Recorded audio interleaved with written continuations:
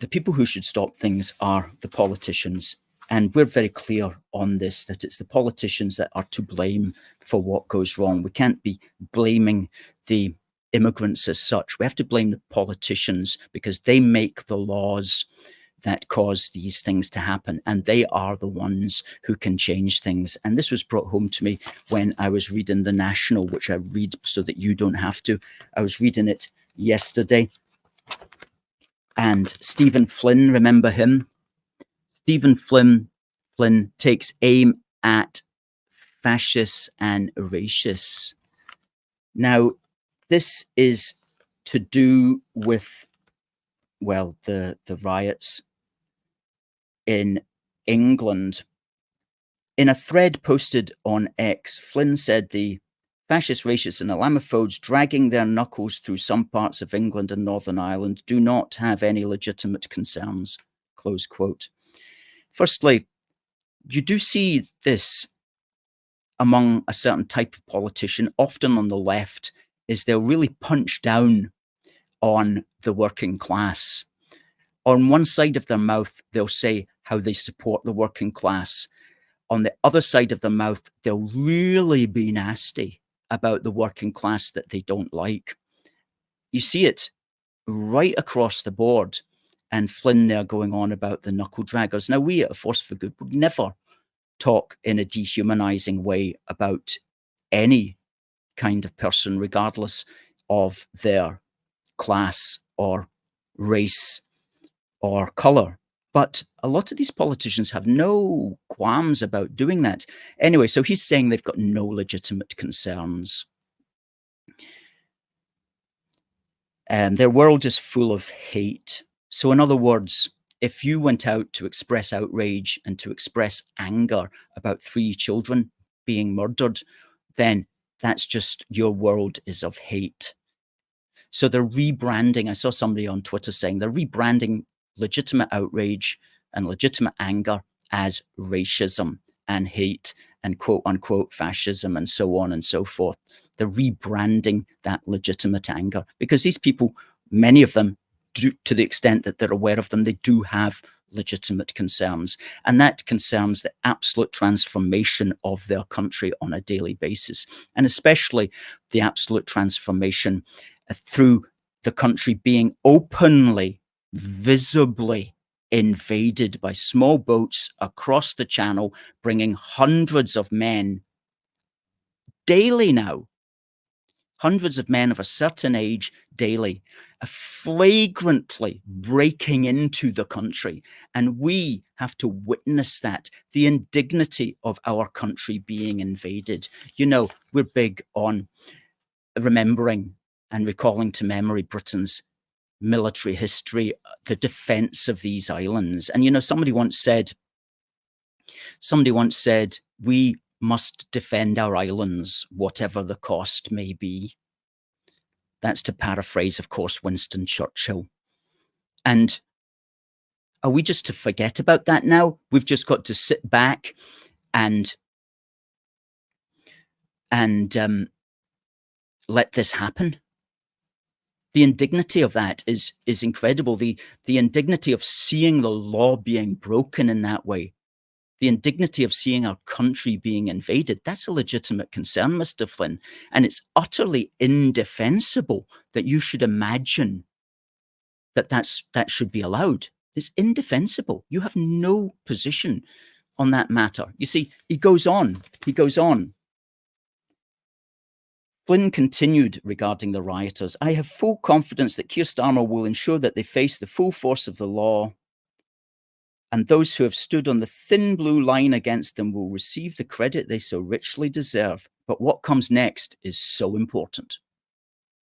And I'm like, oh, what comes next? Is he going to say, we really do need to sit down and have a debate about mass immigration, about people breaking into the country over the English Channel, and we need to address those concerns because breaking into the country is absolutely indefensible. Did he go on and say that? No. What he went on was to say, quote, for too long, many senior politicians have failed to argue in favor of our moral and legal responsibilities to those seeking asylum. No, we have no moral and legal responsibility to people who break into our country. If their first act in coming into our country is to break the law of entry, we have no moral or legal responsibilities to them. These people are criminals. We do not want these people to be integrated in society. We want to keep these people as far away from society as possible because these are criminals. They do not belong in this country. They must be sent back. Firstly, the boats must be stopped. They must be sent back, and there must be no resettlement of any of them in our United Kingdom. And if we had true leadership, if we were a serious country once again, if we had true national patriotic leaders, this would be just considered a matter of common sense. It was a matter of common sense during World War II.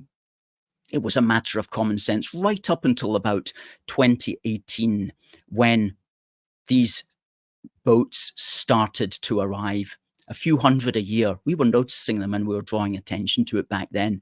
Like, this is a flagrant breach of our sovereignty. What's the government doing about it? Absolutely nothing. Absolutely nothing. What they need to do is they need to send Royal Navy patrol boats in to meet these dinghies. There needs to be Royal Marines on board. They need to lash the dinghies to the back of the motorboats. They need to drag them literally or force them in some way back into France. And it must be very clear, you don't get into our country at all. And if they took that strong attitude, then the passages of these boats would stop. Now, what would also happen? France is going to get upset about that. Too bad. We've been at war with France before. We don't need to go to war with them again, but we do need to stand up to them. We need to stand up for our own interests here in this country. Now, some politicians will say that if you did that, some people might drown in the Mallee. And that would be very unfortunate if that were to happen. But it wouldn't be happening all the time. Once it was clear that Britain was not going to accept this, then what you would find in the long term is that no dinghies would be drowning in their normal crossings, as some of them are doing occasionally now.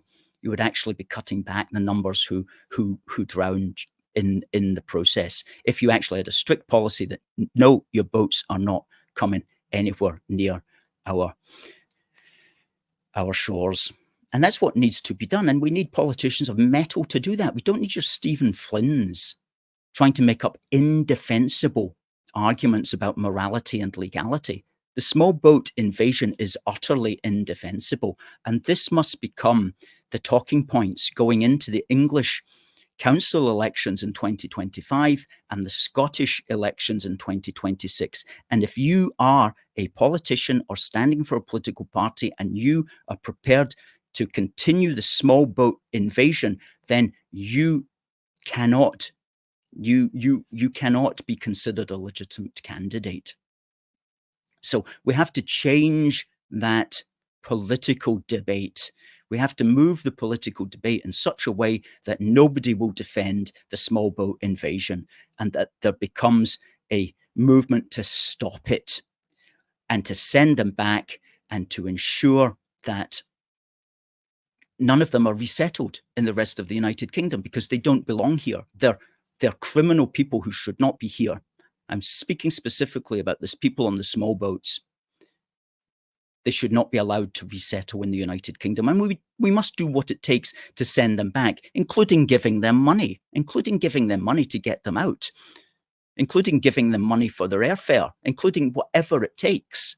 And if you can't leave, then you're just going to have to spend time in prison, 10 years in prison. Why not?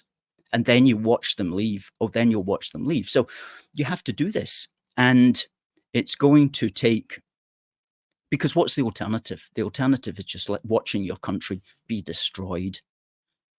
And is Keir Starmer intending to do that? Are the politicians in Westminster intending to do that? Or are they going to make a break and say, yeah, we've got to get this under control? This is a national emergency.